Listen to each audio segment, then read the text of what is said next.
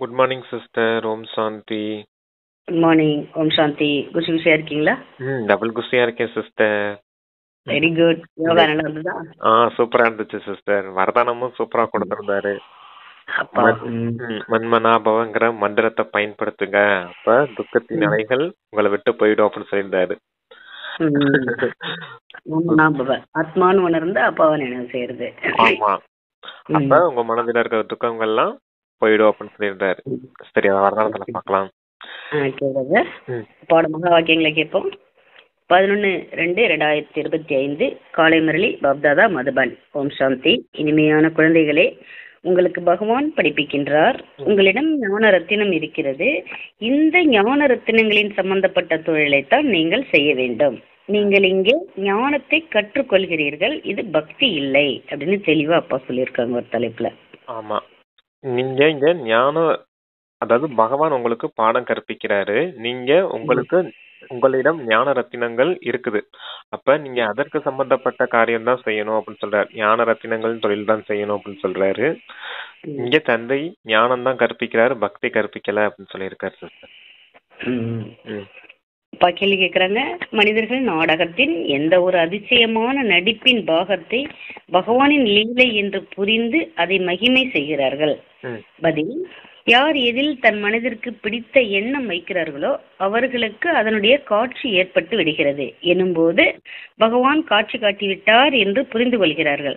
ஆனால் அனைத்தும் நாடகத்தின்படி நடக்கிறது. ஒரு பக்கம் பகவானை மகிமை செய்கிறார்கள், மற்றொரு பக்கம் சர்வ வியாபி என்று சொல்லி நிந்தனை செய்து விடுகிறார்கள். பதில் அவங்களுடைய மனதின் பாவனைக்கு ஏற்ப காட்சி உண்டாகுது. அது நாடகத்தின் படிதான் பதிவாயிருக்குது அப்படின்னு சொல்றாரு. ஆனா தந்தை காட்சி காட்டிட்டார் எங்களுக்கு அப்படின்னு புரிஞ்சுக்கிறாங்க. ஒரு பக்கம் தந்தைக்கு அந்த மாதிரி காட்சி, இது தந்தையின் காட்சி, தந்தை மகிமை செய்யறவும் செய்யறாங்க.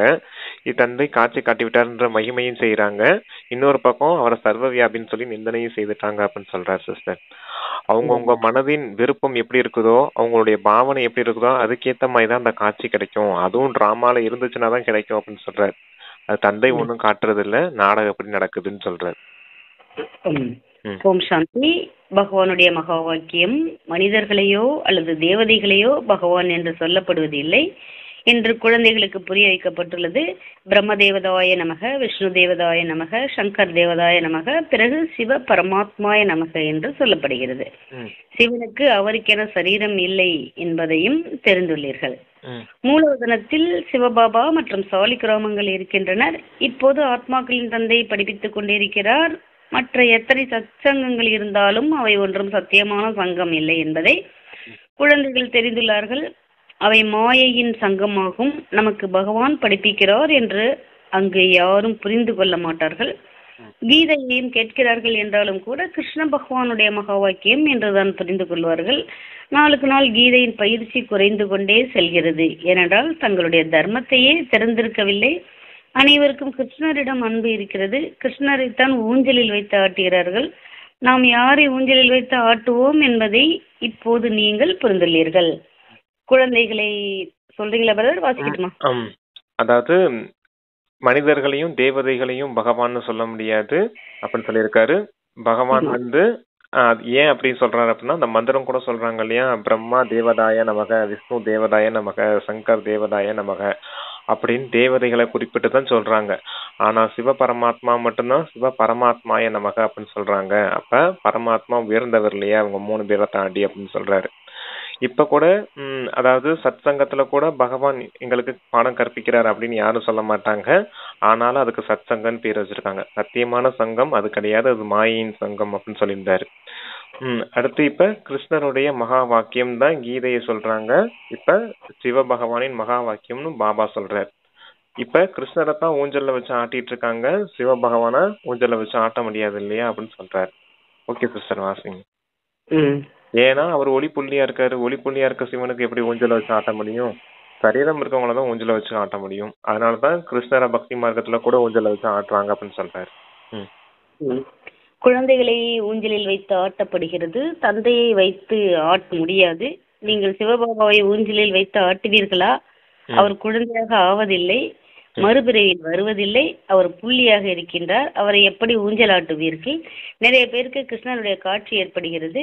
கிருஷ்ணனுடைய வாயில் முழு உலகமும் இருக்கிறது, ஏனென்றால் அவர் உலகத்திற்கு எஜமானராக ஆகின்றார். எனவே உலகம் எனும் எண்ணெய் இருக்கிறது. அவர்கள் தங்களுக்குள் சண்டையிட்டுக் கொள்வது கூட உலகம் எனும் எண்ணெய்க்காகவே. நாம் வென்று விடுவோம் என்று புரிந்து கொள்கிறார்கள். கிருஷ்ணனுடைய வாயில் வெண்ணெய் உருண்டையை காட்டுகிறார்கள். இப்படி கூட அநேக விதமான காட்சிகள் ஏற்படுகிறது.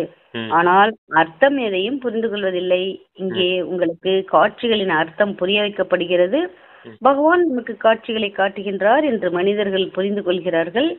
யாரை நினைவு செய்கிறீர்களோ, யாராவது கிருஷ்ணருடைய தீவிர பக்தி செய்கிறார்கள் என்றால் அவர்களுடைய மனு விருப்பம் அல்ப காலத்திற்கு பூர்த்தியாகிறது என்பதை பாபா புரிய வைக்கின்றார். இது கூட நாடகத்தில் பதிவாகியுள்ளது. பகவான் காட்சியை காண்பித்தார் என்று சொல்ல முடியாது. யார் எந்த பாவனையில் யாருடைய பூஜை செய்கிறார்களோ அவர்களுக்கு அந்த காட்சி ஏற்படுகிறது. இது நாடகத்தில் பதிவாகியுள்ளது. பகவான் காட்சியை காட்டுகின்றார் என்று அவருடைய மகிமை பாடுகிறார்கள். ஒரு பக்கம் இவ்வளவு மகிமையும் பாடுகிறார்கள், மற்றொரு பக்கம் கல்லிலும் முள்ளிலும் பகவான் இருக்கின்றார் என்று சொல்லிவிடுகின்றார்கள். எவ்வளவு கண்மூடித்தனமான பக்தி செய்கிறார்கள். கிருஷ்ணனுடைய காட்சி ஏற்பட்டது என்றால் நாம் கிருஷ்ணபுரிக்கு கண்டிப்பாக செல்வோம் என்று புரிந்து கொள்கிறார்கள். ஆனால் கிருஷ்ணபுரி எங்கிருந்து வரும்? இப்போது இந்த ரகசியங்கள் அனைத்தையும் பாபா இங்கே புரிய வைக்கின்றார். கிருஷ்ணபுரியின் ஸ்தாபனை நடந்து கொண்டிருக்கிறது. இது கம்சபுரியாகும். கம்சன், அகாசுரன், பகாசுரன், கும்பகர்ணன், ராவணன் போன்ற இவை அனைத்தும் அசுரர்களின் பெயராகும். சாஸ்திரங்களில் என்னவெல்லாம் எழுதியிருக்கிறார்கள்? அதாவது வெண்ணெய் உருண்டை இருக்கு இல்லையா, அதத்தான் உலக உருண்டைன்னு அப்பா காட்சிக்கு விளக்கம் சொல்றாரு. கிருஷ்ணர் வெண்ணெய் சாப்பிட்டாரு, அவர் வாயில உலகம் தெரிஞ்சதுன்ற காட்சியெல்லாம் காமிச்சிருக்காங்க, படம் விளக்கம்லாம் வச்சிருக்காங்க பக்தி மார்க்கத்திலேயே. ஆனா அதற்கான உண்மையான விளக்கம் யாருக்கும் தெரியாது அப்படின்னு சொல்றாரு. கிருஷ்ணர் தானே இந்த உலகத்தை வென்றவரா இருக்காரு, உலக உருண்டை அவருக்கு தானே கிடைச்சது அப்படின்னு சொல்றாரு. ஏன்னா அவர் யோக பலத்தின் மூலமா அந்த தந்தை கொடுத்த ஞானத்தின் பாலை வெண்ணெயாக்கி அவர் உலக ராஜ்யத்தை அடைஞ்சாரு யோக பலத்தின் மூலமா. ஆனா அந்த விஷயத்த அவங்களுக்கு யாரும் புரிஞ்சுக்கிறது இல்ல. அவங்களுக்கு கிருஷ்ணருடைய காட்சி கிடைச்ச உடனே நம்ம கிருஷ்ணபுரிக்கே போயிட்டோம் அப்படின்னு நினைச்சுக்கிறாங்க அப்படின்னு சொல்றாரு. நம்ம நாளைக்கு சரீரத்தை விட்டுட்டு போனா கிருஷ்ணபுரிக்கு போயிடலாம் அப்படின்னு நினைக்கிறாங்க. ஆனா அப்படி போக முடியாது அப்படின்னு சொல்றாரு. இங்க இது என்ன புரி அப்படின்னு சொல்றாரு, இது கம்சபுரின்னு சொல்றாரு. ஏன்னா இது அசுரர்களின் உலகம். அக்காசுரன், பக்காசுரன், கம்சன், எல்லா ராவணன், கும்பகரன் எல்லாமே இங்கே இருக்கக்கூடிய விஷயம் அப்படின்னு சொல்றாரு. அசுர குணங்களை அப்படி காமிச்சிருக்காங்க. நாளைக்கு தெய்வீக உலகம் போறோம் அப்படின்னா அதுதான் கிருஷ்ணபுரின்னு சொல்றாரு. அங்க தேவதைகள் இருந்ததுதான் சொல்றாரு அப்பா. சத்தியுகம் அந்த திரைத்தாயுகம் இருக்கிறதே தேவதைகளின் உலகம் அப்படின்னு சொல்றாரு. மனிதர்கள் அங்க சாஸ்திரத்துல எதெல்லாம் மாத்தி மாத்தி எழுதி வச்சுட்டாங்க அப்படின்னு சொல்றாரு. 2 பேரும் சண்டையிட்டு இருந்த மாதிரி எழுதிட்டாங்க இல்லையா, அசுரர்களும் தேவர்களும் சண்டையிட்டு இருந்த மாதிரி. அது ஸ்தூல போர் கிடையாது, சூட்சுமத்துல இப்ப நமக்குள்ள நடக்கக்கூடிய விஷயத்தான் அங்க வெளிப்புறமான நடந்த போரா காமிச்சிட்டாங்க. இப்பதானே நமக்குள்ள அசுர குணத்துக்கும் தெய்வீக குணத்துக்கும் சண்டையிடுறது மாதிரி இருக்குது. அதை கொண்டுட்டு வரதா இதை கொண்டுட்டு வரதா அப்படின்னு அதுக்காக சொல்லியிருக்காங்க சிஸ்டர். சரி, காமிச்சது யாரு? நம்ம பிகேஸ் தான். அரைகுறையா வரும்போது அங்க ஏதோ சாஸ்திரமா எழுதி வைக்கிறது நாம தான். ஆமா, சார். அதான் அந்த இதெல்லாம் குழந்தைகளுக்கு புரிய வைக்கப்படுகிறது என்று அப்பா சொல்ற காரணம் வந்து அதுதான். நம்மளுக்கு 2 விதமான குருமார்கள் இருக்கிறார்கள் என்பதையும் புரிய வைக்க வேண்டும். ஒன்று பக்தி மார்க்கத்தின் குருமார், அவர் பக்தியை தான் கற்றுக் கொடுக்கிறார். இந்த தந்தை ஞான கடலாக இருக்கிறார், இவரை சத்குரு என்று சொல்லப்படுகிறது. இவர் ஒருபோதும் பக்தியை கற்றுக் கொடுப்பதில்லை, ஞானத்தை தான் கற்றுக் கொடுக்கின்றார். மனிதர்கள் பக்தியில் எவ்வளவு குஷி அடைகிறார்கள், இசையை இசைக்கிறார்கள். பனாரஸில் பார்த்தீர்கள் என்றால் அனைத்து தேவதைகளின் கோயிலையும் உருவாக்கிவிட்டார்கள். இவை அனைத்தும் பக்தி மார்க்கத்தின் கடைக்காரர்கள், பக்தியின் தொழிலாகும். குழந்தைகளாகிய நீங்கள் ஞான ரத்தினங்களின் தொழில் செய்ய வேண்டும். இதையும் கூட வியாபாரம் என்று சொல்லப்படுகிறது. பாபாவும் கூட ரத்தினங்களின் வியாபாரி.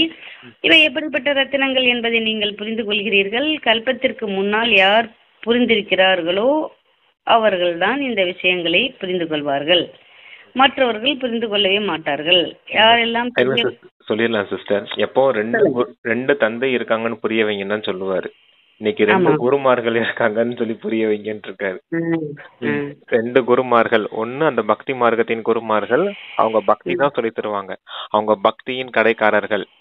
ஆனா இவர் வந்து சத்குரு, இவரைத்தான் குருன்னு சொல்றாங்க. இந்த குரு வந்து சத்குரு, உண்மையான சத்தியமான ஞானத்தை கொடுக்கறதுனால இவரு சத்குரு அப்படின்னு சொல்லப்படுது அப்படின்னு சொல்றாரு சிவபாபாவை. இவர் ஞான ரத்தினங்களை தான் கொடுப்பாரு. இந்த ஞான ரத்தினங்களை வச்சு இந்த கடையை நீங்க செய்யணும் அப்படின்னு சொல்றாரு. ஞான ரத்தினங்கள் தொழில் தான் நீங்க செய்யணும் அப்படின்னு சொல்லியிருக்காரு சிஸ்டர். யாரெல்லாம் பெரியவர்கள் இருக்கிறார்களோ அவர்கள் கடைசியில் வந்து புரிந்து கொள்வார்கள். அதாவது கல்பமா வந்து இந்த விஷயத்தை யார் புரிஞ்சுக்கிட்டாங்களோ அவங்கதான் வந்து புரிஞ்சுக்கிடுவாங்க அப்படின்னு சொல்றாரு. மாறியும் இருக்கிறார்கள் அல்லவா. ராஜா ஜனகரின் கதையை கூட சொல்கிறார்கள். பிறகு ஜனகர் அனுஜனகர் ஆகினார். யாருடைய பெயராவது கிருஷ்ணர் என்று இருந்தது என்றால் நீ அணு தெய்வீக கிருஷ்ணனாக ஆவா என்று சொல்வார்கள். இந்த சர்வ குணங்களும் நிறைந்த கிருஷ்ணர் எங்கே, இவர்கள் எங்கே? சிலருடைய பெயர் லட்சுமி என்று இருக்கிறது. பிறகு இந்த லட்சுமி நாராயணனுக்கு முன்னால் சென்று மகிமை பாடுகிறார்கள். இவர்களுக்கும் நமக்கும் ஏன் வித்தியாசம் வந்தது என்று புரிந்து கொள்கிறார்களா என்ன?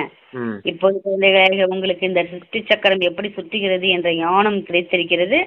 நீங்கள் சொல்லிடுமா சிஸ்டர்? ஜனகர்ங்கிறது ஒரு மனிதர். அணுஜனகர் ஆவாய் அப்படின்னா நாளைக்கு புள்ளியா மாறிடுவோம் இல்லையா, ஆத்மா அணுவா மாறிடும் இல்லையா, அதை சொல்றாங்க அணுஜனகர் அப்படின்னு. இன்னைக்கு நீ கிருஷ்ணனா இருக்க, ஆனா நாளைக்கு அணு தெய்வீக கிருஷ்ணனா மாறிடுவேன்னு சொன்னாங்க இல்லையா, அதுவும் அந்த ஒளி புள்ளியை குறிக்கக்கூடிய விஷயம் தான் அப்படின்னு சொல்றாரு. இங்க லட்சுமின்னு பேர் வச்சிருக்காங்க, ஆனா லட்சுமி நாராயண் கோயில் முன்னாடி போய் அவங்க முன்னாடி போய் தலைவணங்கி நிக்கிறாங்க அப்படின்னு சொல்றாரு. பாருங்க இவங்களுக்கும் அவங்களுக்கும் எவ்வளவு வித்தியாசம் இருக்குது அப்படின்னு. அதான் சொல்றாரு. அதாவது அசுர குணங்களுக்கும் அதான் பக்தி மார்க்கத்துல இருக்கவங்களுக்கும் அந்த அவங்க சொல்லக்கூடிய விஷயத்துக்கு எவ்வளவு வித்தியாசம் இருக்குது, அது அப்பா எப்படி டிஃபரன்சியேட் பண்ணி சொல்றாரு அப்படின்றது சொல்றாரு அந்த இடத்துல. சரிங்க சிஸ்டர், அடுத்த இந்த சக்கரம் அநேக முறை சுற்றி வந்திருக்கிறது, ஒருபோதும் நிற்காது. நீங்கள் இந்த நாடகத்தில் நடிகர்களாக இருக்கிறீர்கள், நாம் இந்த நாடகத்தில் நடிப்பை நடிக்க வந்திருக்கிறோம் என்ற அளவிற்கு மனிதர்கள் கண்டிப்பாக தெரிந்திருக்கிறார்கள்.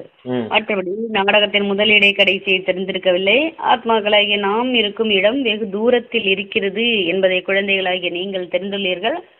அங்கு சூரிய சந்திரனுடைய வெளிச்சம் கூட இல்லை. இவை அனைத்தையும் புரிந்து கொள்ளக்கூடிய குழந்தைகளில் கூட குறிப்பாக சாதாரண ஏழைகள் தான் ஆகிறார்கள். ஏனென்றால் பாரதம் தான் அனைத்திலும் செல்வமிக்கதாக இருந்தது. இருங்க சிஸ்டர், அதுல கூட ஒரு நல்ல பாயிண்ட் இருக்குது சிஸ்டர். ஆத்மாக்களின் சுய தர்மமே அமைதி தான். எங்க அதுதான் வெகு தூரத்துல இருக்கக்கூடிய உலகமா இருக்குது. அங்க சூரிய சந்திர நட்சத்திரம் கூட கிடையாது அப்படின்னு சொல்றாரு. அதாவது மூலவதனத்துல ஆத்மாக்களின் தன்மையே வெறும் அமைதி தான். அந்த அமைதியான ஆத்மா இந்த சாக்கார உலகத்துல நடிக்க தான் வந்திருக்குது அப்படின்னு புரிஞ்சுக்கோங்க அப்படின்னு சொல்றாரு. எல்லாருமே நடிகர்கள் தான். இந்த விஷயத்த மனிதர்கள் கூட புரிஞ்சுக்கிறாங்க, ஆனா எங்க இருந்து வந்தோம் அப்படின்றதெல்லாம் தெரிஞ்சுக்கிறது இல்லை அப்படின்னு சொல்லியிருக்காரு சிஸ்டர். இதுல புரிஞ்சுக்க வேண்டிய விஷயம் என்னன்னா ஆத்மாவுடைய குணமே அமைதி தான். நடிக்கிறதுக்காகத்தான் இங்க சுத்தி இருக்கவங்க எல்லாம் துக்கம் சுக துக்கத்தின் விளையாட்டுன்னு சொல்றாரு இல்லையா, சுகமாவும் இருக்காங்க துக்கமாவும் இருக்காங்க. இதை பார்த்துலாம் நம்ம அஃபெக்ட் ஆகக்கூடாது, இவங்க எல்லாரும் நடிகர்கள் தான் புரிஞ்சுக்கணும் அப்படின்னு சொல்றதுக்காக சொல்றாரு சிஸ்டர். குழந்தைகள் கூட குறிப்பாக சாதாரண ஏழைகள் தான் ஆகிறார்கள். ஏனென்றால் பாரதம் தான் அனைத்திலும் செல்வமிக்கதாக இருந்தது, இப்போது பாரதம் தான் அனைத்திலும் ஏழையாக ஆகியுள்ளது. விளையாட்டு அனைத்தும் பாரதத்தை வைத்தே நடைபெறுவதாகும். பாரதத்தை போல் தூய்மையான கண்டம் வேறு எதுவும் இல்லை. தூய்மையான உலகத்தில் தூய்மையான கண்டம் இருக்கிறது, வேறு எந்த கண்டமும் அங்கு இருப்பதே இல்லை. இந்த முழு உலகமும் ஒரு எல்லையற்ற தீவாக இருக்கிறது. எப்படி இலங்கை ஒரு தீவாக இருக்கிறதோ அது போலாகும். ராவணன் இலங்கையில் இருந்தான் என்று காட்டுகிறார்கள். ராவணனுடைய ராஜ்யம் முழு எல்லையற்ற இலங்கையில் இருக்கிறது என்பதை இப்போது குழந்தைகளாகிய நீங்கள் முழு எல்லையற்ற இலங்கையில் இருக்கிறது என்பதை இப்போது குழந்தைகளாகிய நீங்கள் புரிந்து கொள்கிறீர்கள். இந்த உலகம் முழுவதும் சமுத்திரத்தின் மீது நிற்கிறது. இது ஒரு தீவாகும். இதன் மீது ராவணனுடைய ராஜ்யம் இருக்கிறது. இந்த சீதைகள் அனைவரும் ராவணனுடைய ஜெயிலில் இருக்கிறார்கள். அவர்கள் எல்லைக்கு உட்பட்ட கதைகளை உருவாக்கிவிட்டனர். இவை அனைத்தும் எல்லையற்ற விஷயமாகும், எல்லையற்ற நாடகமாக இருக்கிறது. பிறகு அதிலேயே சிறிய சிறிய நாடகத்தை உருவாக்கியுள்ளார்கள். இந்த சினிமா போன்றவைகளும் இப்போது உருவாகியுள்ளது. எனவே பாபாவிற்கும் கூட புரிய வைப்பதற்கு சுலபமாக இருக்கிறது. எல்லையற்ற நாடகம் முழுவதும் குழந்தைகளாகிய உங்களுடைய புத்தியில் இருக்கிறது. மூலவதனம் சூட்சுமவதனம் என்பது வேறு யாருடைய புத்தியிலும் இருக்க முடியாது. இதுங்க சொல்லிடலாம் சிஸ்டர். பாருங்க, எல்லைக்குட்பட்ட நாடகம் உருவாக்கி இருக்காங்க. தந்தை சொல்றது எல்லையற்ற நாடகம் அப்படின்னு சொல்றாரு. அவங்க என்ன சொல்லியிருக்காங்க சாஸ்திரத்துல, இலங்கைங்கிறது சின்ன தீவு, அதுல ராவணன் வசிச்சான், அங்க ராவணராஜ்யம் நடந்துச்சு, அங்க சீதையை கடத்தி கொண்டு போய் வச்சிருந்தான் அப்படின்னு சொல்றாங்க இல்லையா. பாபா சொல்றாரு, இப்ப முழு உலகமுமே சமுத்திரத்துலதான் மூழ்கி நிக்குது, அதன் மேலதான் நிலப்பரப்பு இருக்குது, அப்ப அந்த முழு உலகமுமே இலங்கை தான் அப்படின்னு சொல்றாரு. அதுல இந்த உலகம் முழுக்கவும் ராவண ராஜ்யம் தான் இருக்குது, எல்லா ஆத்மாக்களுமே அந்த ராவணன் கிட்ட வசமாயிருக்காங்க, ராவணனுடைய ஜெயில மாட்டியிருக்காங்க, எல்லாரையும் விடுவிச்சு அழைச்சிட்டு போறதுக்கு தான் ஆத்ம ராமனான பரமாத்மா வந்திருக்கேன் அப்படின்னு சொல்றாரு. இப்ப விடுவிச்சு அழைச்சிட்டு போகணும் இல்லையா. இது எல்லையற்ற நாடகமா இருக்குது, அவங்க சொன்னது எல்லாமே எல்லைக்குட்பட்ட நாடகமா இருக்குது அப்படின்னு சொல்றாரு. தந்தைக்கு கூட இப்ப கூட அந்த நாடகம் உருவாக்குறாங்க, சினிமா போன்றவற்றை எடுத்து வச்சிருக்காங்க அப்படின்னா தந்தைக்கு புரிய வைக்கிறது கூட ஈஸியா இருக்குது அப்படின்னு சொல்றாரு. இப்ப இந்த நாடகத்தின் ரகசியங்கள்லாம் குழந்தைங்க நீங்க மட்டும் தான் தெரிஞ்சு வச்சிருக்கீங்க அப்படின்னு சொல்றாரு. ஆத்மாக்களாகிய நாம் மூலவதனத்தில் இருப்பவர்கள் என்பதை தெரிந்துள்ளீர்கள். தேவதைகள் சூட்சுமவதன வாசிகள் ஆவீர்கள். தேவதைகள் சூட்சுமவதன வாசிகள் ஆவீர்கள். அவர்களை பரிஸ்தாக்கள் என்றும் சொல்கிறார்கள். அங்கே எலும்பு எதுவும் சொல்றீங்களா பிரதர்? இல்ல, அது சூட்சும வதனத்துல இருக்கவங்க தேவதைகள் சொல்றாங்க இல்லையா, சூட்சும தேவதைகள் அவங்க.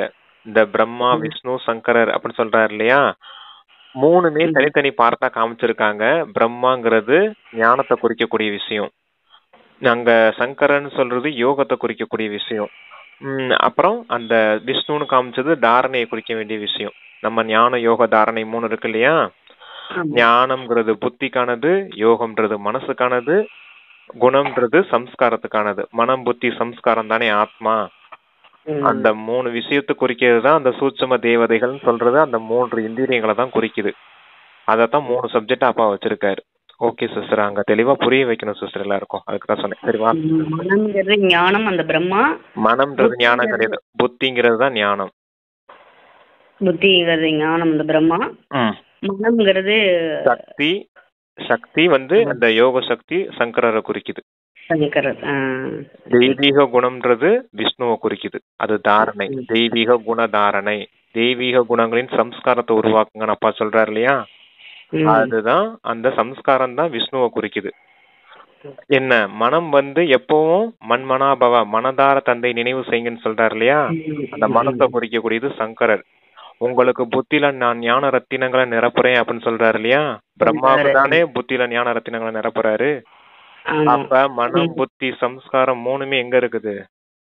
ஆத்மால இருக்கக்கூடிய இந்திரியங்கள், சூட்சும இந்திரியங்கள். அந்த சூட்சும இந்திரியங்களை குறிக்கிறதா சூட்சும தேவதைகள்னு சொல்றாரு அப்பா. இந்த இடம் சரியா புரியாதனால்தான் வேற என்னென்னமோ பண்ணிட்டு இருக்காங்க. சரி, கவனிச்சுக்கோங்க, நல்லா புரிஞ்சுக்கோங்க. சரிங்க சிஸ்டர், வாசிங்க. சூட்சும வதனவாசி அவர்களை பரிஸ்தாக்கள் என்றும் சொல்கிறார்கள். அங்கே எலும்பு தசையாலான கூடி இருப்பதில்லை. இந்த சூட்சும வதனத்தின் பாகம் கூட கொஞ்ச காலத்திற்கானதாகும். இப்போது நீங்கள் வந்து சென்று கொண்டிருக்கிறீர்கள், பிறகு ஒருபோதும் செல்ல மாட்டீர்கள். ஆத்மாக்களுக்கு நீங்கள் மூல வதனத்தில் இருந்து வரும் பொழுது சூட்சும வதனத்தின் வழியாக வருவது இல்லை, நேராக வருகின்றீர்கள். இப்போது சூட்சும வதனத்தின் வழியாக செல்கிறீர்கள். இப்போது சூட்சும வதனத்தின் பாகம் இருக்கிறது. அத கூட பாருங்களேன், எப்படி சொல்றாரு பாருங்களேன். வரும்போது எப்படி வரீங்க? மூல வதனத்துல இருந்து சூட்சும வதனத்தின் வழியாவே டைரக்டா சாக்கார உலகத்துக்கு வரீங்க. ஏன் சாக்கார உலகத்துக்கு டைரக்டா வரீங்க அப்படின்னா, ஏன்னா ஆத்மாக்குழுக்குள்ள நிரம்பிருச்சு, ஞானம் நிரம்பி இருக்குது, நான் ஆத்மாங்கிற புரிதல் இருக்குது, யோக பலமும் அந்த ஆத்மா சக்தி இருக்குது, ஞானம் இருக்குது, சக்தி இருக்குது அந்த ஆத்மாவுக்கு, கூடவே சர்வ குணங்களையும் சம்பன்னம் ஆயிருக்குது அந்த ஆத்மா. அதனாலதான் அங்க தேவதைகளா இறங்கி உடனே வந்துருச்சு. ஆனா நம்ம இப்ப தமோ பிரதானம் ஆயிட்டோம் இல்லையா, போகும்போது இப்ப நம்ம தமோ பிரதானம் ஆயிட்டோம். இப்பதான் நமக்கு ஞானமும் வேணும், சக்தியும் வேணும், குணங்களும் வேணும். அதெல்லாம் நிரப்பும் போதுதான் அந்த சூட்சும தேவதை உருவாகுது. அந்த தேவதை அந்த பரிஸ்தான் ஸ்டேஜ் அடைஞ்சதுக்கு அப்புறம் தான் நீங்க வீட்டுக்கு போறீங்க அப்படின்னு சொல்றாரு மூலவதனத்துக்கு. புரியுதுங்களா சிஸ்டர் இந்த சக்கரம் உங்களுக்கு? அதான் அந்த சூட்சும வதனம்ங்கிறது வந்து டெம்பரரியா நம்ம வந்து பாஸ் ஆயிட்டோம்னா நம்மளை கொண்டு போய் அங்க உட்கார வைக்கணும். இந்த ஐடி கம்பெனிலாம் ஸ்டாஃப் வந்து ஸ்டாண்ட் பைல எடுத்து வச்சிருப்பாங்க, வெளியில விட மாட்டாங்க. ஆமா, அவங்களுக்கு வந்து ஸ்டாண்ட் பைல வச்சுப்பாங்க. ஒருத்தரா வெளியில ரிட்டையர் ஆகி போகும்போது இவங்களை கொண்டு போய் அங்க ஃபில் பண்ணிப்பாங்க. அந்த மாதிரி தான் நம்ம வந்து கம்பேர் பண்ணிக்கணும். இந்த இடத்துல அந்த சூட்சும வதன வாசியில வந்து டெம்பரரியா நம்ம பாஸ் ஆயிட்டோம்னா, கர்மாதீத் ஆயிட்டோம்னா கொண்டு போய் அந்த சூட்சும லோகத்துல நம்ம வச்சுப்பாங்க. இது எல்லாமே ஆத்மால இருக்கக்கூடிய தன்மையை குறிக்குது. தன்மை. ஞானம், குணம், சக்தி 3 ஆத்மாவுக்கு இப்ப நம்ம உருவாக்குறோம். அதத்தான் அந்த 3 திரிமூர்த்தின்னு காமிச்சிருக்காங்க. அந்த ஸ்டேஜ் அடைஞ்சதுக்கு அப்புறம் நம்ம வீட்டுக்கு போகிறோம். ஆனா வீட்டுக்கு போனதுக்கு அப்புறம் சாக்கார உலகத்துக்கு நேரடியா இறங்கி வரோம். அங்க சூட்சும வதனத்தின் வழியா இறங்கி வர்றது தேவையில்லை அப்படிங்கிற. Okay sister. அந்த சூட்சுமவதனம் ஏன் அதுக்கும் டெம்பரரியா அங்க உருவாகுதுன்னா, நம்ம எல்லாருமே ஒன்னாதான் போறோம். அப்பாவோட எல்லாருமே நம்ம அப்பாவோட குழந்தை தான், கூட்டோட தான் நம்ம கைலாசம் போறோம். அதனால திரும்ப வரும். அதுக்காக ஒருத்தரா பாஸ் ஆனவரை ஒருத்தரா நம்ம வந்து ஏற போறது கிடையாது. அதுல அந்த சூட்சும வதனங்கிறது நமக்கு அந்த 3 தன்மைகளை உருவாக்கணும் அப்படிங்கறதுக்காக உருவாக்கப்பட்டது. ஞானம், குணம், சக்தி அந்த 3 விஷயத்தையும் நமக்குள்ள சூட்சுமத்துல உருவாக்கணும் அப்படிங்கறதுக்காக உருவாக்கப்பட்ட உலகம் அது. ஓகே சிஸ்டர், நீங்க அத அப்படி இப்ப நான் ஒரு 2 வருஷத்துல ஒரு கர்மாதீத் நெக்ஸ்ட் இயர் கர்மாதீத் ஆயிடுறேன். ஆமா. என்ன எங்க கொண்டு வைப்பாங்க? நீங்க கர்மாதீத் ஆனது எந்த விஷயத்துல குறிக்குது? எப்படி ஆவீங்க? ஞானம், குணம், சக்தி நிரம்பினாதான் நீங்க கர்மாதீத் ஆவீங்க. அப்ப நீங்க ஆகணும் இல்லையா? நீங்க கர்மாதீத் ஆனதுக்கு அப்புறம் சூட்சும வதனத்துக்கு போவீங்க. நீங்க அதுக்கு நெக்ஸ்ட் இயர்ல நீங்க கர்மாதீத் ஆறீங்க. நீங்க எங்க வருவீங்க? அதே சூட்சும வதனத்துக்கு அதே மாதிரி டெம்பரரியா உருவாக்கப்பட்ட ஒரு உலகம். அதுக்கு முன்னாடி ஓபன் பண்ணிட்டு தான் அவர் வந்து வருவாரு. ஏன்னா அந்த குழந்தைங்களை எங்க இருக்குன்னு அதை தேடி தான் நம்ம கண்டுபிடிப்பாரு. அது வந்து ஒருத்தர பாஸ் ஆகும்போது அந்த ஞானம், யோகம், தாரணை வச்சு நம்ம பாஸ் ஆக ஆக ஆக அந்த மன்மனாபம் பண்ணி அந்த சூட்சும தேதி ஆகும்போது நம்ம கொண்டு சூட்சும இதுல வச்சுப்போம் உலகம். ஆமா. ஓகே சிஸ்டர், சரி வாங்க. குழந்தைகளாகிய நமக்கு புரிய வைத்துக் கொண்டிருக்கின்றார் என்பதை பாபாவும் தெரிந்திருக்கின்றார். சாது சன்னியாசிகள் போன்ற யாரும் இந்த விஷயங்களை தெரிந்திருக்கவில்லை. அவர்கள் ஒருபோதும் இப்படி பேச முடியாது. பாபா தான் குழந்தைகளிடம் பேசுகின்றார். கர்மேந்திரியங்கள் இல்லாமல் பேச முடியாது. நான் இந்த சரீரத்தை ஆதாரமாக எடுத்து குழந்தைகளாக உங்களுக்கு படிப்பிக்கின்றேன் என்று கூறுகிறார். ஆத்மாக்களாகிய உங்களுடைய பார்வையும் பாபாவின் பக்கம் சென்று விடுகிறது. இவை அனைத்தும் புதிய விஷயங்களாகும். நிராகாரமான தந்தை, அவருடைய பெயர் சிவத்தந்தையாகும். ஆத்மாக்களாகிய உங்களுடைய பெயர் ஆத்மாவேயாகும். உங்களுடைய சரீரத்தின் பெயர் மாறுகிறது. பரமாத்மா பெயர் ரூபத்தில் இருந்து விடுபட்டவர் என்று மனிதர்கள் சொல்கிறார்கள். ஆனால் சிவன் என்று பெயர் சொல்கிறார்கள் அல்லவா? சிவனுடைய பூஜையும் செய்கிறார்கள். புரிந்து கொள்வது ஒன்று, செய்வது வேறொன்றாக இருக்கிறது. நீங்கள் இப்போது பாபாவின் பெயர், ரூபம், தேசம், காலம் என்ன சொன்னாரு? புரிந்து கொள்வது வேறொன்று, செய்வது வேறொன்றா இருக்குதுன்னா சரீரத்தின் பெயர் மாறுகிறது. உங்களுடைய சரீரத்தின் பெயர் மாறுகிறது. பரமாத்மா பெயர் ரூபத்தில் இருந்து விடுபட்டவர் பெயர் ரூபத்தை என்று மனிதர்கள் சொல்கிறார்கள். ஆனால் சிவன் என்று பெயர் சொல்கிறார்கள். அது பெயர் ரூபத்திலிருந்து விடுபட்டவர் சொல்றாங்களாம், சிவன் என்று பெயர் சொல்றாங்களாம். அதனால சிவனுடைய பூஜையும் செய்கிறார்கள். புரிந்து கொள்வது ஒன்று, செய்வது வேறொன்றாக. ஏன்னா அந்த லிங்க ரூபமா வடிவமைச்சிருக்காங்க இல்லையா, அவருக்கு ரூபம் இருக்குது, ஒளிப்புள்ளியா இருக்காரு. ஆனாலும் லிங்க ரூபத்தை உருவாக்கி வச்சிருக்காங்க. பேர் ரூபத்துக்கு அப்பாற்பட்டவர்னு சொல்றாங்க. ஆனா பேர் அவருக்கு இருக்குது இல்லையா, சிவன்ற பேரையும் சொல்றாங்க. பேர் ரூபத்துக்கு அப்பாற்பட்டவர்னு சொல்லிக்கிறாங்க அப்படின்னு சொல்றாரு. அதான் புரிஞ்சுக்கிறது வேற ஒன்னா இருக்குது, செய்யறது வேற ஒன்னா இருக்குதுன்னு சொல்லியிருக்காரு. ரூபம், தேசம், காலத்தையும் கூட புரிந்து கொண்டீர்கள். எந்த ஒரு பொருளும் பெயர் ரூபம் இல்லாமல் இருக்க முடியாது என்பதை நீங்கள் தெரிந்துள்ளீர்கள். இது கூட புரிந்து கொள்ள வேண்டிய சூட்சுமமான விஷயமாகும். ஒரு வினாடியில் ஜீவன் முக்தி என்று பாடப்பட்டுள்ளது. அதாவது மனிதர்கள் நரனில் இருந்து நாராயணனாக ஆக முடியும் என்று பாபா புரிய வைக்கின்றார். பாபா சொர்க்கத்தை ஸ்தாபனை செய்யக்கூடிய இறை தந்தையாக இருக்கின்றார். நாம் அவருடைய குழந்தைகளாக ஆகியிருக்கிறோம் என்றாலும் கூட நாம் சொர்க்கத்தின் எஜமானர்களே. ஆனால் இதை கூட புரிந்து கொள்வது இல்லை. வாசிக்கவா? என்ன சிஸ்டர் சொல்லுங்க மறுபடியும். அப்படி சொல்லிட்டுல, அதாவது நரனில் இருந்து ஒரு வினாடியில் ஜீவன் முக்தி என்று பாடப்பட்டுள்ளது. அதாவது மனிதர்கள் நரனிலிருந்து நாராயணாக ஆக முடியும் என்று பாபா புரிய வைக்கின்றார். பாபா சொர்க்கத்தை ஸ்தாபனை செய்யக்கூடிய இறை தந்தையாக இருக்கிறார். நாம் அவருடைய குழந்தைகளாக ஆகியிருக்கிறோம் என்றாலும் கூட நாம் சொர்க்கத்தின் எஜமானர்களே. ஆனால் இதை கூட புரிந்து கொள்வதில்லை. குழந்தைகளே, உங்களுடைய குறிக்கோளே நரனில் இருந்து நாராயணனாக ஆவதுதான்.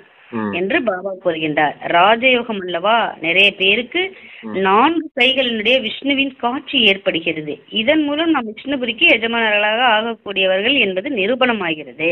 சொல்லுங்க பிரதர். நரன்றது யார குறிக்குது? இந்த பிரம்மாவை குறிக்குது.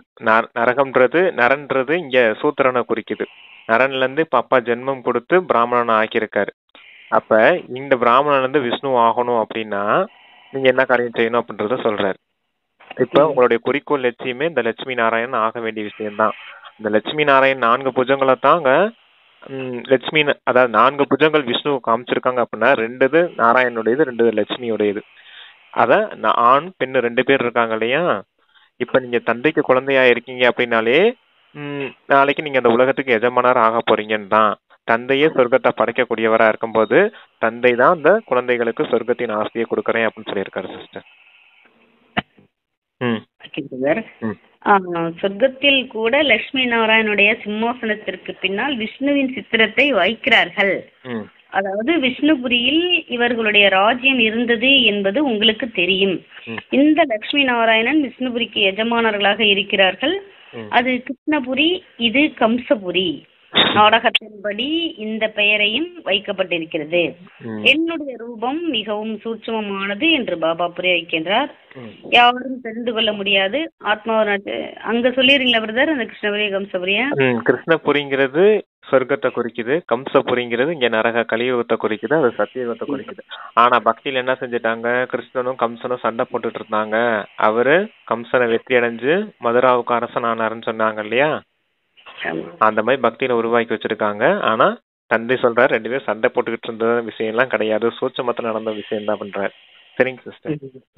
என்னுடைய ரூபம் மிகவும் சூட்சமமானது என்று பாபா புரிய வைக்கின்றார். யாரும் தெரிந்து கொள்ள முடியாது, ஆத்மா ஒரு நட்சத்திரம் போன்றது என்று சொல்கிறார்கள்.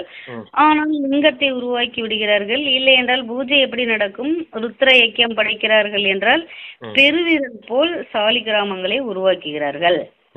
பெருவிரல் கட்டவர்ல சொல்றாரு. மற்றொரு பக்கம் அவரை அதிசயமான நட்சத்திரம் என்று சொல்கிறார்கள். ஆத்மாவை பார்க்க நிறைய பேர் முயற்சி செய்கிறார்கள், ஆனால் யாருமே பார்க்க முடியாது. ராமகிருஷ்ணர் விவேகானந்தரை கூட காட்டுகிறார்கள் அல்லவா? அவரிடமிருந்து ஆத்மா விடுபட்டு என்னுள் நிறைந்து விட்டது என்பதை அவர் பார்த்தார். அவருடைய காட்சி ஏற்பட்டது. ஆத்மா மற்றும் பரமாத்மாவின் ரூபம் ஒன்றே ஆகும். புள்ளியை பார்த்தார், ஆனால் எதையும் புரிந்து கொள்ளவில்லை. ஆத்மாவின் காட்சியை யாரும் விரும்புவதில்லை. பரமாத்மாவின் காட்சியைத்தான் பார்க்க வேண்டும் என்றுதான் விருப்பம் வைக்கிறார்கள். குருவின் வழியாக பரமாத்மாவின் காட்சியை பார்க்க வேண்டும் என்று அவர் அமர்ந்தார். அவ்வளவுதான். ஜோதியாக இருந்தது, அது என்னுள் நிறைந்து விட்டது என்று சொல்லிவிட்டார். இதிலேயே அவர் அதிக குஷி அடைந்து விட்டார். இதுதான் பரமாத்மாவின் ரூபம் என்று அவர் புரிந்து கொண்டார். குருவிடம் பகவான் இருக்கிறார். பகவானின் காட்சியை பார்த்தார், எதையும் புரிந்து கொள்ளவில்லை. பக்தி மார்க்கத்தில் புரிய வைப்பது யார், எந்தெந்த ரூபத்தில் என்ன பாவனை வைக்கிறார்களோ, எந்த முகத்தை பார்க்கிறார்களோ அந்த காட்சி ஏற்படுகிறது என்பதை பாபா இப்போது புரிய வைக்கிறார். சொல்லுங்க பிரதர். அதாவது அந்த ராமகிருஷ்ண பரமஹம்சருக்கும் விவேகானந்தருக்கும் நடந்த ஒரு விஷயத்த சொல்றாரு. அவர் ராமகிருஷ்ண பரமஹம்சர் என்ன செஞ்சார்? விவேகானந்தர் தான் காட்சி பார்த்தவர். என்ன காட்சி பார்த்தாருன்னா, அது குரு மூலமாக பரமாத்மாவின் காட்சியை பார்க்கணும் அப்படின்னு நினைச்சிருக்காரு. அப்ப அவருக்கும் காட்சி கிடைச்சிருக்குது. யாருக்கு? விவேகானந்தருக்கு காட்சி கிடைச்சிருக்குது. யாரும் அந்த ஆத்மாவுடைய அந்த ரூபத்தை பார்க்க விரும்பல, பரமாத்மாவுடைய காட்சியை பார்க்கறதுக்கு தான் விருப்பப்படுறாங்க. ஆனா பாபா சொல்றாரு, ஆத்மா பரமாத்மா 2 பேத்துக்கும் ஒரே ரூபன்றப்ப அவங்க என்னன்னு புரிஞ்சுக்கிடுவாங்க, யாருடைய காட்சி கிடைச்சதுன்னு புரிஞ்சுக்கிடுவாங்க அப்படின்னு சொல்றாரு. அவர் என்ன சொல்லிட்டாரு? விவேகானந்தர் என்ன சொல்றாரு அப்படின்னா, பகவானுடைய காட்சி எனக்கு கிடைச்சது, அவர் எனக்குள்ள நிரம்பிட்டாரு அப்படின்னு சொல்லிட்டாங்க. அப்ப என்ன ஆயிடுச்சு அப்படின்னா, ஆத்மாவே பரமாத்மா அப்படின்னு சொல்லிட்டாங்க. கூடவே நானே பகவான் அப்படின்னு சொல்லிட்டாங்க இல்லையா? இப்படி பல விஷயம் குழப்பமாயிடுச்சு. இந்த விஷயங்கள்லாம் புரிய வைக்கிறது யாரு? பக்தி மார்க்கத்துல புரிய வைக்கிறது யாருன்னே தெரியாம என்னன்னு புரிஞ்சுக்கிடுவாங்க அப்படின்னு சொல்றாரு. அந்த ராமகிருஷ்ணரோட உருவமத்திலிருந்து அவருடைய ஆத்மா வெளியில வந்தது விவேகானந்தர் பார்த்ததா சொல்லுவாங்க. ஆமா, அதத்தான் சொல்றாரு பாபா. இதுல என்னோட நிரம்பிடுச்சு, நான் குரு மூலமா பரமாத்மாவை பார்த்துட்டேன்னு சொல்றதா பக்தி மார்க்கத்துல எழுதிட்டாங்கன்னு புரிய வைக்கிறாரு. ஆமா, அந்த குரு என்ன, அந்த குருவும் பரமாத்மாவும் யாருன்னா இங்க பரமாத்மா தான். அவர்தான் அவரும் அவர் சொல்லும் வாயை திறந்து சொல்லும் போதுதான் குரு உண்மையான சத்குரு யாருன்னே நமக்கு தெரியும். அதான் புரிய வைக்கிறது யாருன்னு கேக்குறாரு. அங்க புரிய வைக்கிறதுக்கு யாருமே இல்ல, அவங்க என்னன்னு புரிஞ்சுக்கிடுவாங்க. ஆத்மாவை பத்தியும் தெரியாது, பரமாத்மாவை பத்தியும் தெரியாது, ஒளி புள்ளியா இருக்குதுன்னு தெரியாது அவங்களுக்கு. அவங்க ஜோதி வடிவமா இருக்குதுன்னு நினைச்சிட்டு ஏதோ செய்யறாங்க அப்படின்றத சொல்றாரு. ஓகே சிஸ்டர், சரிவா? நிறைய பேர் கணேஷின் பூஜை செய்கிறார்கள் என்றால் அவர்களுக்கு உயிருடன் காட்சி ஏற்படுகிறது. இல்லையென்றால் அவர்களுக்கு எப்படி நிச்சயம் ஏற்படும்? மிக பிரகாசமான ரூபத்தை பார்த்து நாங்கள் பகவானின் காட்சியை பார்த்தோம் என்று புரிந்து கொள்கிறார்கள். அதிலேயே குஷி அடைந்து விடுகிறார்கள். இவை அனைத்தும் பக்தி மார்க்கம் இறங்கும் கலையாகும். முதல் பிறவி நன்றாக இருக்கிறது, பிறகு குறைந்து குறைந்து கடைசி வந்து விடுகிறது. குழந்தைகள் தான் இந்த விஷயங்களை புரிந்து கொள்கிறார்கள். யாருக்கெல்லாம் கல்பத்திற்கு முன்னால் ஞானத்தை புரிய வைத்தேனோ அவர்களுக்குத்தான் இப்போது புரிய வைத்துக் கொண்டு இருக்கிறேன். கல்பத்திற்கு முன்னால் வந்தவர்கள் தான் இப்போது வருவார்கள். மற்றபடி மற்றவர்களுடைய தர்மமே தனிப்பட்டதாகும். ஒவ்வொரு சித்திரத்திலும் பகவானுடைய மகா வாக்கியம் என்று எழுதுங்கள் என்று பாபா புரிய வைக்கிறார். மிகவும் யுக்தியோடு புரிய வைக்க வேண்டி இருக்கிறது. பகவானுடைய மகா வாக்கியம் அல்லவா, யாதவர் கௌரவர் மற்றும் பாண்டவர்கள் என்ன செய்கிறார்கள் என்பதின் சித்திரங்கள் இவை. நீங்கள் தங்களை புரிந்துள்ளீர்கள் என்று கேளுங்கள். புரிந்துள்ளீர்களா? நீங்கள் தங்களை புரிந்துள்ளீர்களா என்று கேளுங்கள். தெரிந்திருக்கவில்லை என்றால் தந்தையிடம் அன்பு இல்லை அல்லவா? எனவே அன்பில்லாத புத்தி உடையவர்களே ஆகிவிட்டீர்கள். தந்தையிடம் அன்பு இல்லை என்றால் விநாசம் ஆகிவிடுவீர்கள். அன்பான புத்தி உடையவர்கள் வெற்றி அடைவார்கள். வாய்மையே வெல்லும். இதனுடைய அர்த்தமும் சரியானதே. பாபாவின் நினைவே இல்லை என்றால் வெற்றி அடைய முடியாது. சொல்லுங்க. ஓகே, அந்த அன்பு புத்தியுடையவர்கள் வெற்றி அடைவாங்க, அன்பில்லாத புத்தியுடையவர்கள் தோல்வி அடைவாங்க அப்படின்றத சொல்லியிருக்காரு சிஸ்டர். அதுக்கு முன்னாடி என்ன சிஸ்டர் சொல்லியிருந்தாரு? அதுக்கு முன்னாடியா, அங்க யாதவர் கௌரவர் பாண்டவர்கள் என்ன செய்கிறார்கள் என்பதின் சித்திரங்கள் இவை. அதுக்கு முன்னாடி கல்பத்திற்கு முன்னால் வந்தவர், மற்றபடி மற்றவர்களுடைய தர்மமே தனிப்பட்டதாகவும் ஒவ்வொரு சித்திரத்திலும் பகவானுடைய மகா வாக்கியம் என்று எழுதுங்கள். மிகவும் யுக்தியோடு புரிய வைக்க வேண்டியிருக்கிறது. பகவானுடைய மகா வாக்கியம் அல்லவா, யாதவர் கௌரவர் மற்றும் பாண்டவர்கள் என்ன செய்கிறார்கள் என்பதின் சித்திரங்கள் இவை. அந்த பாண்டவர்கள் கௌரவர்கள் தான். பாண்டவர்களுக்கு தான் அன்பு புத்தி இருந்துச்சு, அதனால அவங்க வெற்றி அடைஞ்சாங்க. கௌரவர்கள் அன்பில்லாத புத்தி உடையவர்கள் அப்படின்றத சொல்றாரு.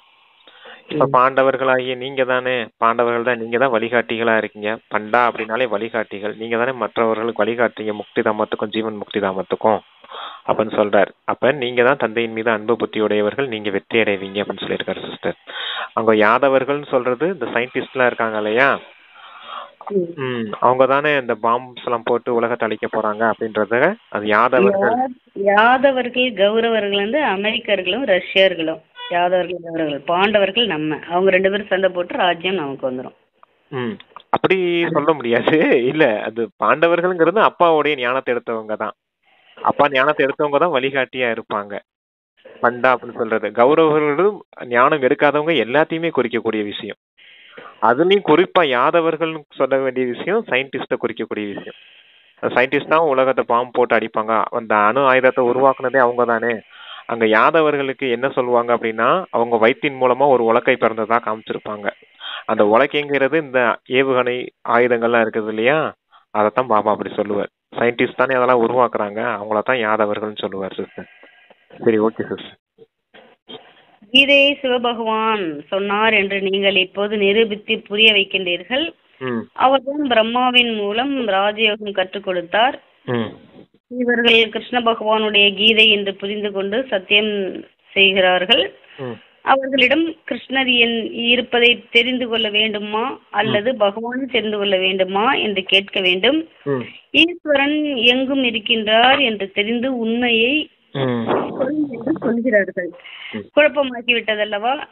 என்ன சொல்றாரு பிரதர்? ஈஸ்வரன் எங்கும் இருக்கின்றார் என்று தெரிந்து உண்மையை சொல் என்று சொல்கிறார்கள். குழப்பமாகி விட்டது. அதாவது அதுக்கு முன்னாடி வார்த்தையை சேர்த்து வாசிங்க. அதுக்கு முன்னாடி இப்போது நிரூபித்து புரிய வைக்கின்றீர்கள். அவர்தான் பிரம்மாவின் மூலம் ராஜயோகம் கற்றுக் கொடுத்தார். இவர்கள் கிருஷ்ண பகவானுடைய கீதை என்று புரிந்து கொண்டு சத்தியம் செய்கிறார்கள். ஆமா, என்ன சொல்றாங்க? இருங்க சொல்றேன் நான். முதல்ல சிவ பகவான் பிரம்மா உடல்ல வந்துதான் உங்களுக்கு ராஜயோகம் கற்பிக்கிறார். இதத்தான் உண்மையான ராஜயோகம்னு சொல்றோம் நாம அப்படி சொல்றோம். ஆனா அவங்க என்ன சொல்றாங்க, கிருஷ்ணர் தான் கீதையின் ஞானத்தை கொடுத்து ராஜயோகம் கற்பிச்சார் அப்படின்னு அவங்களும் சொல்றாங்க. அவங்க சத்தியம் செய்யறாங்க அப்படின்றத பாபா சொல்றாரு அந்த இடத்துல. சிவபகவானின் மகா வாக்கியம் வேற, கிருஷ்ணனுடைய மகா வாக்கியம் வேறன்னு சொல்றாரு இல்லையாப்பா. மகா வாக்கியங்கள் கரெக்டா தான் இருக்குது, ஆனா பேரை தான் மாத்தி எழுதிட்டாங்க அப்படின்றத சொல்றாரு இல்லையா பாபா. அத சொல்றாரு சிஸ்டர். சரி, அடுத்த வார்த்தையை வாசிங்க. இருப்பதை தெரிந்து கொள்ள வேண்டுமா, அதாவது அவர்களிடம் கிருஷ்ணர் இருப்பதை தெரிந்து கொள்ள வேண்டுமா அல்லது பகவானை தெரிந்து கொள்ள வேண்டுமா என்று கேட்க வேண்டும். ஈஸ்வரன் எங்கும் இருக்கின்றார் என்று தெரிந்து உண்மையை சொல் என்று சொல்கிறார்கள். என்ன கேட்கணும்னு சொல்றாரு, இல்ல என்ன கேட்கணும்னு சொல்றாரு அப்படின்னா, உங்களுக்கு கிருஷ்ணரை பத்தி தெரிஞ்சுக்கணுமா பகவானை பத்தி தெரிஞ்சுக்கணுமான்னு கேட்க சொல்றாரு அவங்க கிட்ட. உங்களுக்கு கிருஷ்ணரை பத்தி நீங்க தெரிஞ்சு வச்சிருக்கீங்க இல்லையா, பகவானை பத்தி தெரிஞ்சுக்கணுமா அப்படின்றத கேட்க சொல்றாரு. கேட்டீங்கன்னா தான் உங்களுக்கு புரியும் அப்படின்றத சொல்றாரு. பகவான்றது சிவனை தான் குறிக்குது, கிருஷ்ணரை குறிக்கல அப்படின்னு சொல்ல முடியும் இல்லையா நம்மளால, அப்படின்றதுக்காக சொல்றாரு சிஸ்டர். கண் காது மூக்கு வாயெல்லாம் வச்ச ஒரு மனிதர் எப்படி பகவானா இருக்க முடியும்? பிறவியில வந்துருவாரு இல்லையா, மறுபிறவியில வந்து இது ஒண்ண வச்சே நம்ம புரிஞ்சுக்கலாம். ஆனா நமக்கு இவ்வளவு நாள் புரியல ஞானத்துக்கு வர்றதுக்கு முன்னாடி. இப்பவே தெளிவா இருக்கு.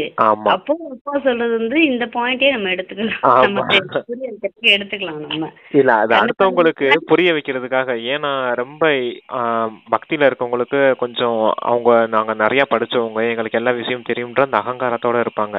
அப்ப நமக்கு அவங்க புரிய வைக்கும் போது கொஞ்சம் சிரமமா இருக்கும். அதுக்காக இந்த யுக்தியை பயன்படுத்த சொல்றாரு.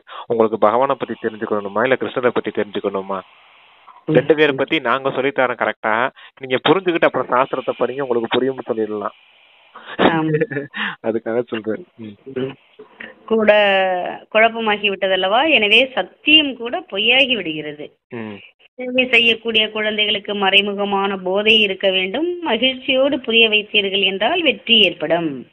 உங்களுடைய இந்த படிப்பும் மறைமுகமானது, படிப்பிக்க கூடியவரும் கூட மறைமுகமாக இருக்கின்றார். நான் புதிய உலகத்திற்கு சென்று லட்சுமி நாராயணனாக ஆவோம் என்பதை நீங்கள் தெரிந்துள்ளீர்கள். மகாபாரத சண்டைக்கு பிறகு புதிய உலக ஸ்தாபனை ஆகிறது. குழந்தைகளுக்கு இப்போது ஞானம் கிடைத்திருக்கிறது. அதையும் வரிசை கிரமமாக தாரணை செய்கிறார்கள். யோகத்திலும் கூட வரிசை கிரமமாகத்தான் இருக்கிறார்கள். நாம் எந்த அளவிற்கு நினைவில் இருக்கிறோம் என்பதையும் சோதித்து பார்க்க வேண்டும். உங்களுடைய இந்த முயற்சியானது எதிர்கால 21 பிறவிகளுக்குமானதாக ஆகிவிடும் என்று பாபா கூறுகின்றார். ஞானத்திலையும் வரிசை கிரமமா இருக்காங்க, யோகத்திலையும் வரிசை கிரமமா இருக்காங்க அப்படின்னு சொன்னார் இல்லையா. ஆமா, தாரணை செய்கிறார்கள். யோகத்திலும் கூட வரிசை கிரமமாகத்தான் இருக்கிறார்கள் என்பதையும் சோதித்து பார்க்க வேண்டும். உங்களுடைய இந்த முயற்சி எதிர்கால 21 பிறவிகளுக்கு ஆஸ்தியாக கிடைக்க போகுது. அப்ப நீங்க இப்படியே நல்லா முயற்சி செய்யணும், ஞானத்தையும் யோகத்தையும் நல்லா பயிற்சி செஞ்சு உங்களுடைய தாரணையை உருவாக்கணும்னு சொல்லியிருக்காரு. சரிங்க சிஸ்டர். தோற்றுவிட்டீர்கள் என்றால் கல்பங்கல்பந்திரமாக தோற்றுக்கொண்டே இருப்பீர்கள். உயர்ந்த பதவியை அடைய முடியாது. உயர்ந்த பதவியை அடைவதற்கு முயற்சி செய்ய வேண்டும். நிறைய பேர் விகாரத்தில் சென்று கொண்டே இருக்கிறார்கள். பிறகு சென்டருக்கு வந்து கொண்டிருப்பவர்களாகவும் இருக்கிறார்கள். ஈஸ்வரன் அனைத்தையும் பார்க்கிறார், தெரிந்திருக்கிறார் என்று புரிந்து கொள்கிறார்கள். இதையெல்லாம் அமர்ந்து பார்க்க வேண்டும் என்று பாபாவிற்கு என்ன வந்தது? நீங்கள் தூய்மையா இருக்கணும் பாபா சொல்றாரு. தூய்மை இல்லாதவங்களும் சென்டருக்கு வரத்தான் செய்யறாங்க. எல்லாத்தையும் பாபா பாத்துக்கிடுவாரு அப்படின்ட்டு. இதெல்லாம் பாத்துக்கிட்டு பாபா என்ன செய்ய போறாரு? நீங்க தூய்மையா இல்லைன்னா உங்களுக்கு தான் நஷ்டத்தை ஏற்படுத்திக்கிறீங்க, உங்க முகத்தை நீங்களாம் கரிப்பூசிக்கிறீங்க அப்படின்னு சொல்றாரு. அதனால நீங்க தூய்மையா இருக்கணும் அப்படிங்கறதுக்காக கட்டாயமா சொல்றாரு இந்த வாக்கியங்கள் எல்லாம். சொல்லுங்க. நீங்கள் பொய் சொன்னீர்கள் என்றால், விகர்மங்கள் செய்தீர்கள் என்றால் தங்களுக்குத்தான் நஷ்டம் ஏற்படுத்துவீர்கள். முகத்தை கருப்பாக்கி கொண்டால் நாம் உயர்ந்த பதவி அடைய முடியாது என்று நீங்கள் கூட புரிந்து கொள்கிறீர்கள். எனவே பாபா தெரிந்து கொண்டாலும் கூட விஷயம் ஒன்றுதான் என்றாகிறது. பாபா தெரிந்து கொண்டாலும் கூட விஷயம் ஒன்றுதான். அவருக்கு என்ன அவசியம் உள்ளது? நான் இப்படிப்பட்ட கர்மத்தை செய்வதன் மூலம் துர்க்கதையை அடைவேன் என்று தங்களுடைய மனம் உறுத்த வேண்டும். பாபா ஏன் சொல்ல வேண்டும்? நாடகத்தில் இருந்தால் சொல்லட்டும். பாபாவிடம் மறைப்பது என்பது தங்களை சத்திய நாசம் செய்து கொள்வது ஆகும். தூய்மையாவதற்கு பாபா என்ன செய்ய வேண்டும்? நாம் நன்றாக படித்து உயர்ந்த பதவி அடைய வேண்டும் என்ற கவலையே உங்களுக்கு இருக்க வேண்டும். யார் இறந்தாலும் வாழ்ந்தாலும் அதை பற்றி கவலை இல்லை. பாபாவிடமிருந்து எப்படி ஆசி எடுப்பது என்ற கவலையே இருக்க வேண்டும். எனவே யாருக்கும் சுருக்கமாக புரிய வைக்க வேண்டும். அச்சா முரளி நிறைவாயிருக்கு. ஓகே. அதாவது யார் இறந்தாலும் வாழ்ந்தாலும் நமக்கு எந்த கவலையும் கிடையாது. நீங்க தந்தை கிட்ட இருந்து ராமனை ஆண்டாலும் ராவண ஆண்டாலும் எனக்கு என்னன்னு கேட்பாங்கல்ல. ஆமா, அது போல எங்களுக்கு எந்த கவலையும் கிடையாது. உங்களுக்கும் அதாவது உங்களுக்கு எந்த கவலையும் இருக்கக்கூடாது. தந்தை கிட்ட இருந்து ஆஸ்தி எடுக்கணும் அப்படிங்கிற அந்த கவலை மட்டும்தான் இருக்கணும் அப்படின்னு சொல்லியிருக்காரு. எந்த ஒரு தவறான கர்மமும் செய்யணும் அப்படின்னாலே மனசு உறுத்தணும் அப்படின்றத சொல்றாரு. அப்படி இருந்தாதான் உங்களுக்கு அந்த பச்சாதாபம் ஏற்படும் போதுதான் நீங்க எந்த ஒரு தவறான கர்மமும் செய்யாம இருப்பீங்க அப்படின்னு சொல்றாரு. ஓகே சிஸ்டர், தவறான கர்மமும் செய்யக்கூடாது, தந்தை கிட்ட ஆஸ்தி எடுக்கணும்ன்ற ஒரே ஒரு கவலை தான் இருக்கணும் எப்பவுமே. யார் இறந்தாலும் கவலைப்படக்கூடாது, வாழ்ந்தாலும் கவலைப்படக்கூடாது அப்படின்னு சொல்லியிருக்காரு. ஓகே சிஸ்டர், அந்த பாயிண்ட் தான், கடைசி பாயிண்ட் தான் ரொம்ப முக்கியம்.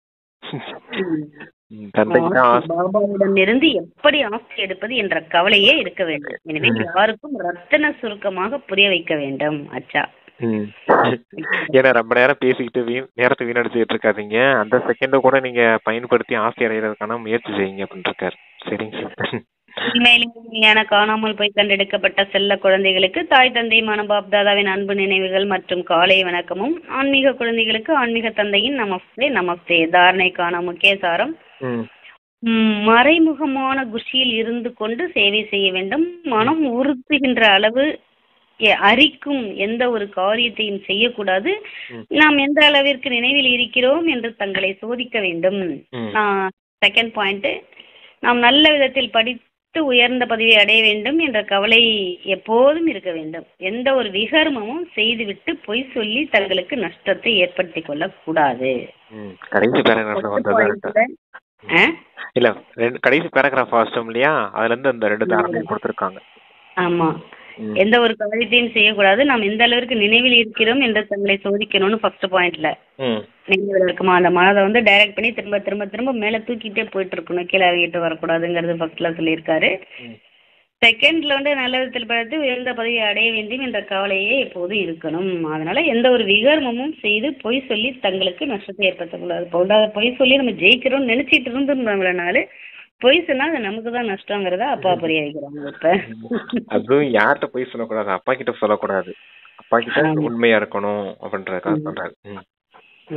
அப்பா வரதானம் சொல்றாங்க: மன்மனாபவ என்ற மகா மந்திரத்தின் மூலம் அனைத்து துக்கங்களில் இருந்து விடுபட்டு இருக்கும் சதா சுகஸ்வரூபம் அவீர்களாக. எப்பொழுதாவது ஏதாவது ஒரு விதமான துக்கம் வந்தாலும் மந்திரத்தை எடுத்துக்கொள்ளுங்கள், அப்போது துக்கம் ஓடி போய்விடும். கனவிலும் கூட சிறிதளவும் துக்கத்தின் அனுபவம் ஏற்படக்கூடாது. உடல் நோய்வாய்ப்பட்டு போகலாம், பணம் கீழும் மேலும் ஆகலாம், என்ன ஆனாலும் சரி, துக்கத்தின் அலைகள் உள்ளுக்குள் வரக்கூடாது. எப்படி கடலில் அலைகள் வருகின்றன மற்றும் போய்விடுகின்றன, ஆனால் யாருக்கு எந்த அலைகளில் மூழ்கி செல்ல தெரிகிறதோ அவர்கள் அதில் சுகத்தின் அனுபவம் செய்கிறார்கள். அலைகளில் எப்படி குதித்து கடந்து செல்கிறார்கள் என்றால் ஏதோ விளையாடுவது போல அவர்களுக்கு இருக்கும். எனவே கடலின் குழந்தைகள் சுகஸ்வரூபம் ஆவீர்கள், துக்கத்தின் அலை கூட வரக்கூடாது. உங்களுக்கு ஏதாவது துக்கம் வருது அப்படின்னாலே அந்த மன்மனாபவ அப்படிங்கிற அந்த மந்திரத்தை பயன்படுத்துங்க அப்படின்னு சொல்லியிருக்காரு. உங்களுக்கு கனவுல கூட துக்கத்தின் அலைகள் வரக்கூடாது அப்படின்னு சொல்லியிருக்காரு. இப்ப உடல் நோய் வாய்ப்பட்டு இருக்கலாம், மனம் அதாவது பணம் கூட கூடலாம் குறையலாம், பண கஷ்டங்கள் கூட இருக்கலாம். எந்த ஒரு சூழ்நிலை வந்தாலும் அந்த துக்கத்தின் அலைகள் உங்களுக்கு வரக்கூடாது அப்படின்னு சொல்லியிருக்காரு. எப்படி கடல் அலைகள்ல அலை வரும் போகும் இல்லையா, அது போல இங்கேயும் விஷயங்கள் வரத்தான் செய்யும். உடலுக்கு நோய் வரும், பண கஷ்டம் ஏதாவது வந்துகிட்டு தான் இருக்கும். அதாவது அந்த 4 ரூபம் இருக்குது இல்லையா, தேகம், தேக உறவுகள், தேக பொருட்கள், தேக உலகாய விஷயங்கள், ஏதாவது அலைகள் வந்துகிட்டே தான் இருக்கும், வந்துட்டும் போயிட்டும் இருக்கதான் செய்யும். ஆனா நீங்க எப்படி இருக்கணும் அப்படின்னா, கடல் அலைகள்ல நீந்தி போறாங்க இல்லையா, அது போல அந்த விஷயங்கள்லாம் அப்படி விளையாட்டு போல கடந்து போகணும் அப்படின்னு சொல்றாரு.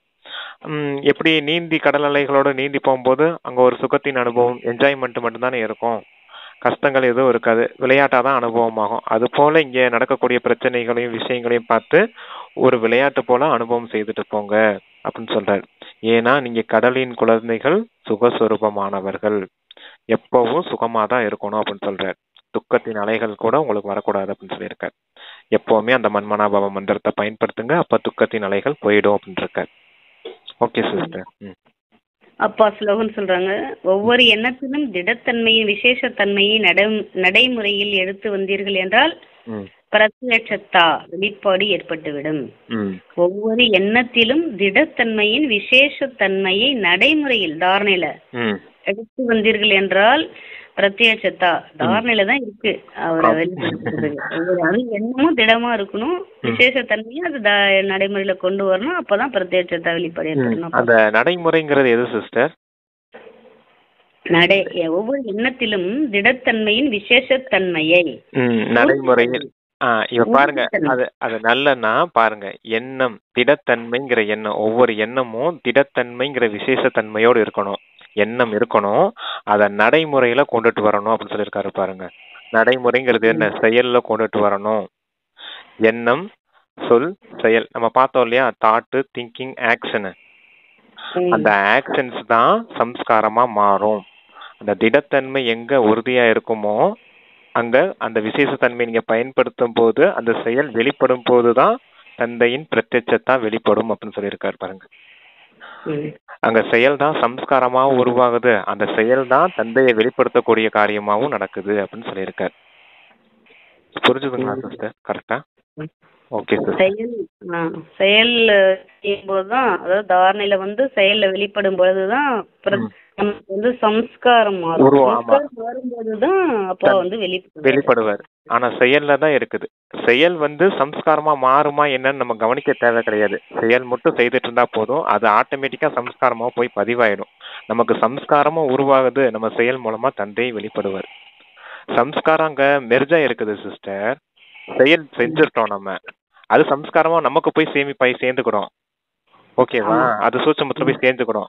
ஆனா நம்ம செயல் வெளிப்படுது இல்லையா, வெளிப்படும் போது மற்றவர்களுக்கு தந்தையின் காட்சி வெளிப்படும் அப்படின்னு சொல்றேன். நமக்கு அந்த தெய்வீக குணங்களின் சம்ஸ்காரமும் உருவாகுது, கூடவே தந்தையின் காட்சி வெளிப்படுது அப்படிங்கறதுதான் விஷயம்.